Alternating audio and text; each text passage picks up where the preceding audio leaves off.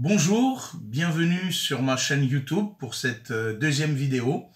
Alors, cette fois-ci, je m'adresse en priorité à ma classe de STMG et je vais faire référence à la vidéo de Gilles Deleuze, l'art et les sociétés de contrôle, que je vous ai envoyée. Alors, on va regarder un petit peu là pour mémoire, voilà la photo de Deleuze et le titre, Gilles Deleuze, l'art et les sociétés de contrôle. Alors, cette vidéo a trait à deux notions du bac. Alors bien évidemment, elle est ouverte au terminal S et ES, mais j'ai en tête bien précisément l'exercice que nous allons faire avec les STMG cette semaine. Cette vidéo, elle nous permet de combiner deux notions, la politique et l'art. Alors Gilles Deleuze commence dans cette vidéo par critiquer la communication. Alors il critique implicitement le philosophe Jürgen Habermas, philosophe de la communication, qui est un de ses contemporains, deuxième moitié du XXe siècle. Alors, comment Deleuze définit la communication? Il dit la communication, c'est la transmission et la propagation d'une information. Alors, comment est-ce qu'il parle, comment est-ce qu'il définit l'information? Il dit l'information, c'est un ensemble de mots d'ordre. Je cite quelques passages de la conférence. Quand on vous informe, on dit ce que vous êtes censé croire. Un autre passage, un autre extrait de la conférence, Gilles Deleuze dit « Informer, c'est faire circuler un mot d'ordre ». Alors là, on voit la dimension politique de l'information. L'information, c'est une manière de contrôler les comportements. L'information, en fait, c'est un système de contrôle. Alors, dans le livre Pour parler, Gilles Deleuze a écrit un texte qui s'appelle Post-scriptum sur les sociétés de contrôle, où il reprend pas mal de choses de cette conférence. Et quand il parle des sociétés de contrôle, en fait, c'est pour les opposer aux sociétés disciplinaires dont parle le philosophe Michel Foucault, notamment dans Surveiller et punir, son fameux livre sur la prison. Au passage, une petite biographie très sympathique et très accessible de Didier Eribon sur Michel Foucault. Comme ça, en même temps, vous voyez sa tête à côté de la mienne. Donc, Michel Foucault définit les sociétés disciplinaires comme des sociétés d'enfermement. Il prend l'exemple de la prison, mais aussi de la caserne, de l'usine, des hôpitaux, de l'école. C'est des lieux d'enfermement où on discipline les corps à travers tout un ensemble de technologies de pouvoir. Et en disciplinant les corps avec ces technologies de pouvoir, on forme ce qu'on appelle, ce que Michel Foucault appelle des sujets. La discipline implique tout un tas de processus d'assujettissement.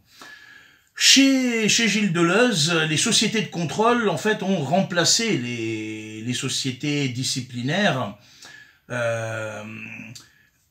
Il cite par exemple, voilà, comment est-ce que la formation continue remplace l'école, comment est-ce qu'à un moment le contrôle, la surveillance dans des espaces aérés, à un moment se substitue à la discipline dans des milieux d'enfermement. Quoi qu'il en soit, Gilles Deleuze a un regard très critique sur l'information. L'information, c'est le système contrôler des mots d'ordre. L'information, c'est un système de contrôle sur les individus. Et là, on peut penser aux sociétés totalitaires, ou bien on peut même penser à la dimension autoritaire des sociétés démocratiques. C'est ce que Deleuze a en tête. Alors, dans un monde de contrôle, nous dit Gilles Deleuze, il peut y avoir de la contre-information qui vient perturber la circulation de l'information. Et la contre-information, dit Deleuze, elle peut être efficace quand elle devient un acte de résistance. Et c'est là où il fait référence à l'œuvre d'art. L'œuvre d'art comme acte de résistance. Alors qu'est-ce qu'il sous-entend quand il dit que l'œuvre d'art est un acte de résistance, et notamment un acte de résistance contre cette information et les mots d'ordre qu'elle fait passer? Gilles Deleuze pense à deux choses. Il pense notamment à la phrase d'André Malraux, l'art est ce qui résiste à la mort. Alors là, je pense au très beau roman de Hervé Guibert, à l'ami qui ne m'a pas sauvé la vie. Roman qui, dans le contexte des années SIDA, nous montre de quelle manière on peut justement construire un anti-destin. Mais Gilles Deleuze prend un deuxième exemple. L'art comme résistance, c'est également la lutte des hommes contre l'infamie, contre ce que Michel Foucault appelle l'intolérable, l'inacceptable. Alors, Je pense également au très beau roman de Ahmed Bouanani, L'Hôpital, qui, là encore, est à la frontière, je dirais, au croisement, à la fois résistance contre la mort, mais résistance aussi contre, à un moment, le laisser-faire et les carences des systèmes de santé. Et c'est là où je pense que le texte de Gilles Deleuze est très très fort. Là encore, l'art comme forme de résistance, la lutte des hommes contre l'arbitraire et l'abjection, je pense au très beau film de Charlie Chaplin, Le Dictateur, ou bien Les temps modernes. Et Deleuze termine sa conférence en disant que l'art crée un peuple qui manque. Alors qu'est-ce qu'il sous-entend? Eh bien, il dit que l'art crée finalement des modes de vie, il crée des formes d'individualité, il crée des pratiques qui n'existaient pas avant que des personnes les inventent. Dans un monde de conformisme, dans un monde où on se soumet à une certaine uniformisation de la pensée et des pratiques, eh bien l'art nous permet, d'une manière très nietzschéenne, hein, Deleuze est très proche de Nietzsche, l'art nous permet à un moment de réenchanter la vie et de résister à tout ce qui l'empoisonne, notamment du point de vue des normes et des informations auxquelles nous devons nous soumettre.